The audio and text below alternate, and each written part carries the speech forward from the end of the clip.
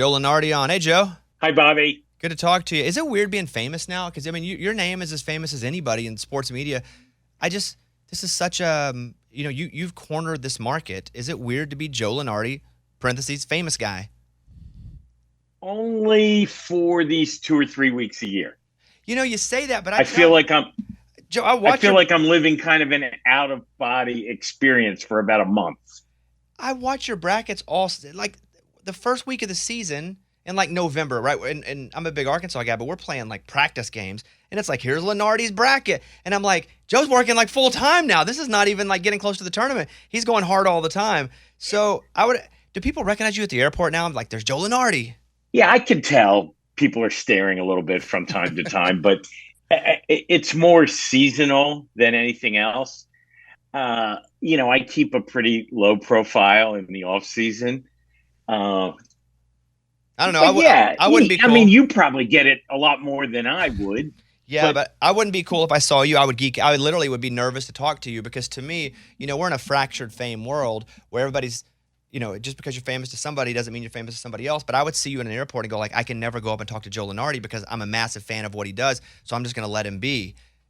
I would be intimidated by you because of how much I respect your work. Is that weird to hear that would happen? Only the part about not coming up to say hi. Like I have no issue with that. Like if somebody kind of gives me a look sometimes, especially if it's like a high school kid or youngster, like I'll almost just put my hand out and shake their hand and say, hey, I'm Joe. And if they're obviously a college basketball person, I'll say like, who's your squad? And that's an easy way to start a conversation. Yeah, please do that to me if you ever see me because I'll be too intimidated because I want to bother the big famous Joe Lunardi. But if you see me, say, hey, I'm Joe, who's your squad? And then we'll ride off and run. And Joe, me and you, buddies for life. There you go. Okay, Joe, where did it start for you back in the day? Like when you first started to go, I want to do this job. Were you a writer at a small newspaper, something like that? I did do a lot of sports writing in and around Philadelphia. It's kind of a great college basketball city because there's 6 Division I schools. And generally in any given season, there's a couple, 3 of them that are in the national picture. So, the tournament is pretty much an annual event. I can't say that during those years of being a sports writer, I ever said to myself, man, I want to work at ESPN someday and I want to be a bracketologist because frankly, when I started, there was no ESPN and there definitely wasn't bracketology, much less the internet as a way to kind of convey all this and generate a following and, maybe kind of create something from nothing, Bobby. Like I'd like to say there was this grand business plan, but there wasn't. And it just evolved into something that's fueled by the passion, frankly, of people like you. Like, do a lot of people know that you're a college basketball junkie? Probably not. And right. But I've found that they're out there and, the people from all walks of life, because it's kind of a unique sport in that way, right? Like, pro sports are kind of dominated by the big cities, but everybody has a team because everybody went to school somewhere. Yeah.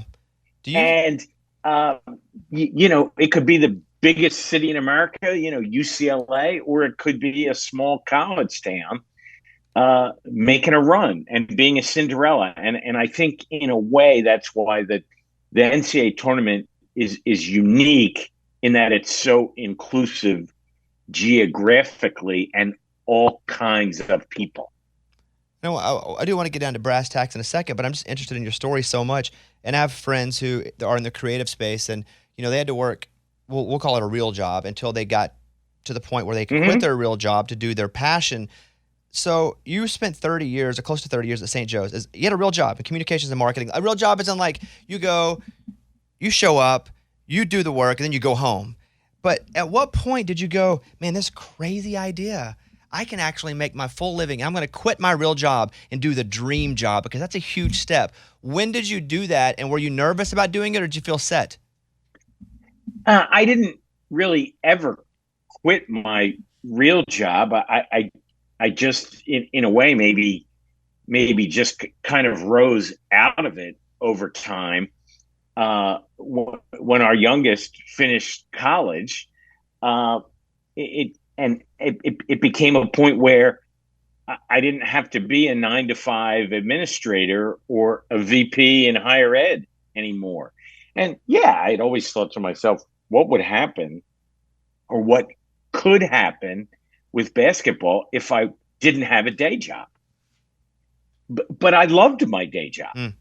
and and it was my school. I met my wife there. One of our children went to St. Joe's, and it just you just kind of wake up one morning and go, man, I economically I wasn't sure I had to do that anymore. So it was it was a little bit of a risk, but in retrospect, maybe I should have made the jump sooner because I'm having a ball now. Yeah, I mean, it's everything that I've worked for, right? It's, we work so hard to have a shot at our dream, and then once we get it, it's like, man, like it can actually be done.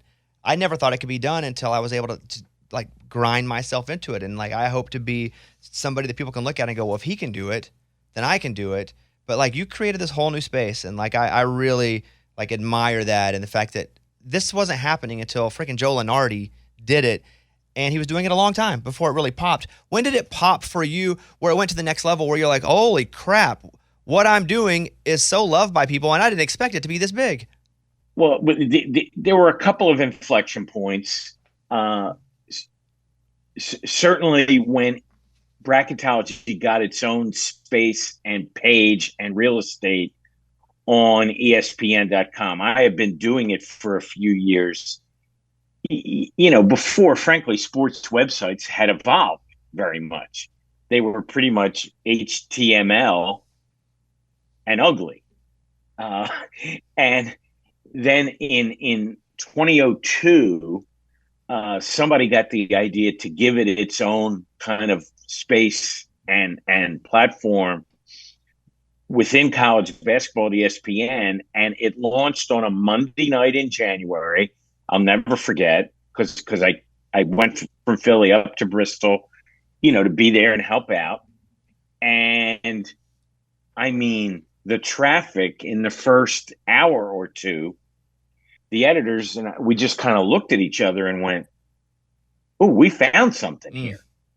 And I'm not very good at the business of business, or I suppose I would have asked right then to get paid by the hit or something like that.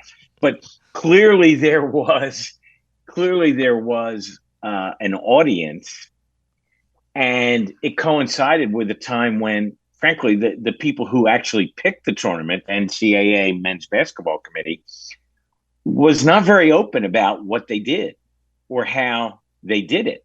So there was, if you're a fan of, I don't know, Arkansas or Boise State or Minnesota or Connecticut, you're going with what you get out of the local paper or maybe a paragraph every once in a while in USA Today, like back when we had newspapers, and they'd be outside your hotel room during the morning.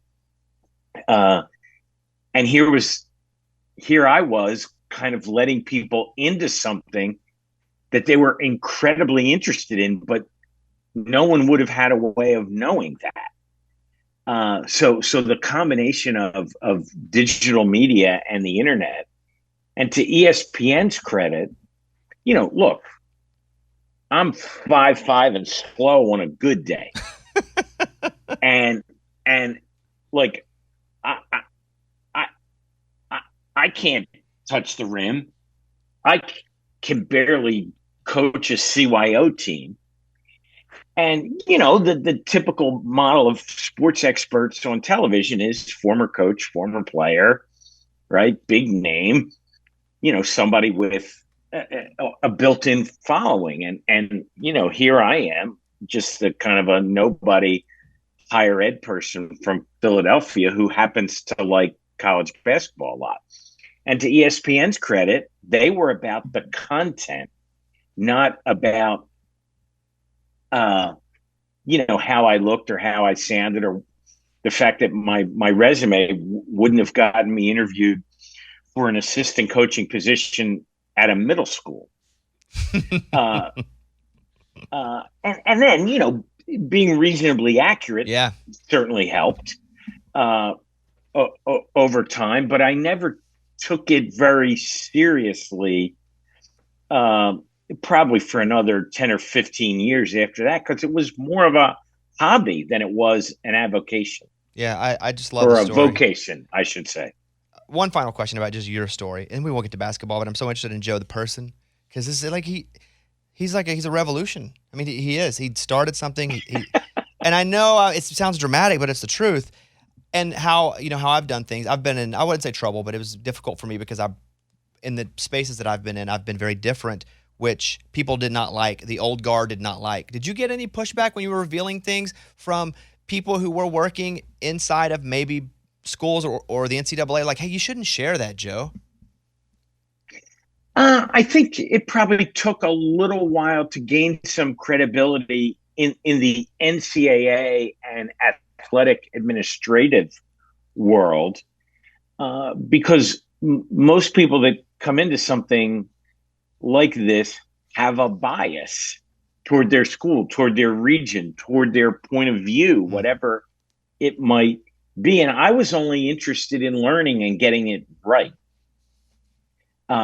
Yeah, I have favorite schools and favorite coaches and favorite players, just like anybody else. But, at the end of the day, I get judged on how well I can predict what those 10 and now 12 people on the committee are going to do.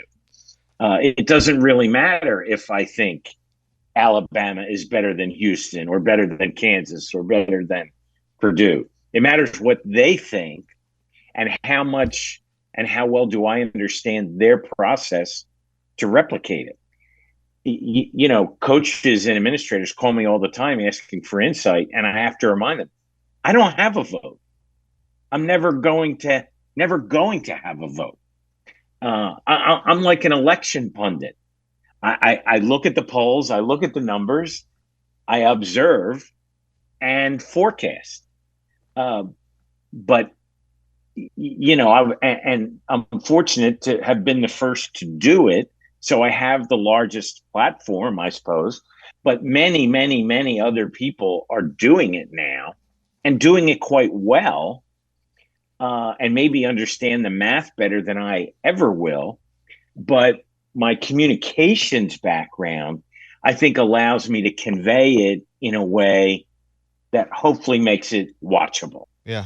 Well, we have and readable. 5 minutes for basketball questions. I would just do a whole talk about Joe's life, honestly. But been good. Our listeners are want to know. Well, you're the one who's interested in it, so I appreciate that. Well, we could do an hour about you, Joe. Basketball wise, I watched the Alabama South Carolina game last night, and I watched Brandon Miller just go off, scoring 40 points. It went into overtime. And I'm amazed to watch this kid. He's a freshman, but he's also in all this trouble. Not trouble. All of this stuff is coming out about the gun. So not asking about that situation, but if he is not on the team and Alabama is a clear number one right now, does that affect the seeding? I do too. Does that affect the seeding without him? Even let's say they don't lose a game, but is not able to play in the tournament. Would they drop him? The Tide? Probably. And I say probably because we don't know when he would go out, and would there be an opportunity for the committee to observe them without him? This actually happened once. In I want to say it was 2000, the 1999-2000 season. The number one team in the country was Cincinnati. The player of the year was Kenyon Martin. And in their first conference tournament game, as the presumptive number one team and top seed, he broke his leg. And he was out. I mean, obviously, you're not coming back and playing a week later, right? And, what do you do at that point? You're guessing at what that team is going to be like. They ended up getting a 2 seed, Cincinnati, and they lost in the second round, I think, to whoever the 7 was. Something in me wants to say Tulsa, but I'm not 100% sure of that. And that was kind of an experiment in how to observe what the committee would do. Like that was they had no way of logically approaching that. Yeah. But they couldn't make them number 1 overall just on common sense, because then they're giving a disadvantage to some other teams who might have been legitimately better at that point. I think in Alabama's case, well, first of all, I don't think he's going to miss any games. The university, I'm putting my higher ed hat on, the university's made it very clear what their position is. And I think barring a significant change in evidence, it's not going to change. And we could have another whole show on whether that's right or wrong. Sure. I'm just saying Brandon Miller playing in the tournament and this situation being talked about for another month is pretty much a guarantee. North Carolina, Kentucky, because we have like 3 minutes left before I know you got to go. But North Carolina, Kentucky, North Carolina needs to probably make a run. I've never seen anything like it, what's happened to them this season versus last season and the expectation. And then also Kentucky, and they're playing a little better now, but both of those teams, what do they need to do to get in? I think Kentucky's reasonably safe at this point. They swept Tennessee. I'm not a big eye test guy. I'm more of a data results guy.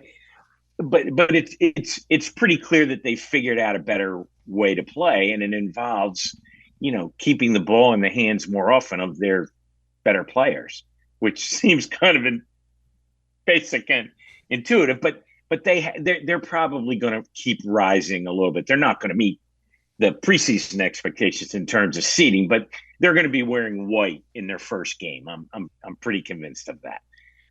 As for North Carolina,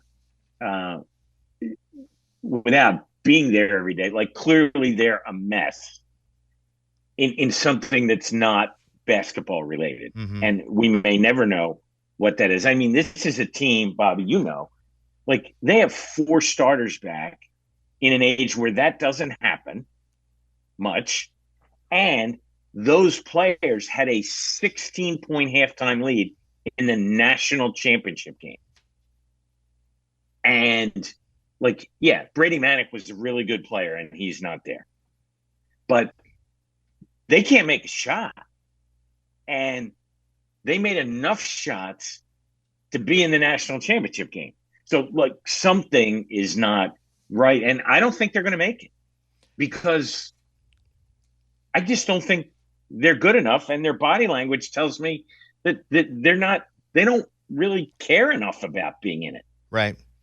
Joe Lunardi, we have they won last night, but yeah, the Notre Dame game. But it weren't good. It was sloppy and it did not. And they beat a bad Notre Dame team too.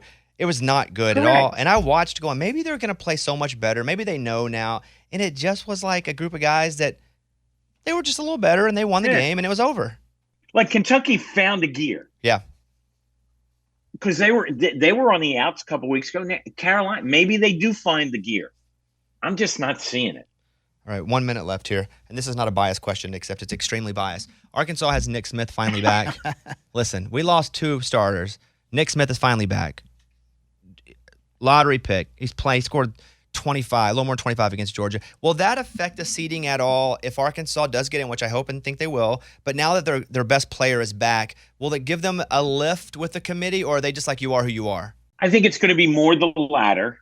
I could see maybe a seed line improvement from seeding, but I'll give you the flip of that, Bobby, which is they're going to get a seed that they're probably better than and able to outperform. So it's not so much an Arkansas situation as it is who do they play, and those opponents are going to be getting probably a much tougher draw because Arkansas has 2 seed, 3 seed talent.